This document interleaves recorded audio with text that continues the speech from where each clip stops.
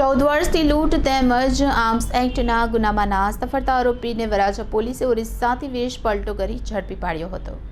એક કહેવત છે કે ગુનેગાર ગમે તેવો ગુનો કરીને ભાગી જાય પણ એક દિવસ તે કાયદાના સકંજામાં આવી જતો હોય છે અને આવી જ કંઈક ઘટના સુરતમાં સામે આવી છે। આજથી 14 વર્ષ પહેલા એક યુવક સુરત કતારગામ ખાતે સિદ્ધિ ટેક્સટાઇલ કંપનીમાં બંદૂકની અણીએ 1.77 લાખની લૂંટ ચલાવી ફરાર થઈ ગયો હતો। આ દરમિયાન મળેલી બાતમીના આધારે વરાછા પોલીસની ટીમ વેશ પલટો કરી ઓરિસ્સાથી આરોપીને ઝડપી લાવી હતી।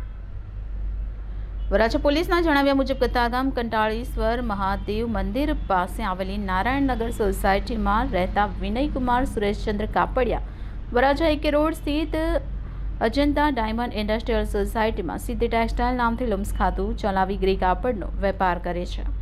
ગત સપ્ટેમ્બર 2011ના રોજ તેઓ કારીગરનો પગાર કરી રહ્યા હતા। દરમિયાન તેમની ઓફિસમાં ઘૂસી આવેલા 3 અજાણ્યા દ્વારા તેમના અને સ્ટાફના માણસોના ગળા પર તમંચો રાખી રૂપિયા 1.77 લાખની લૂંટ ચલાવી હતી।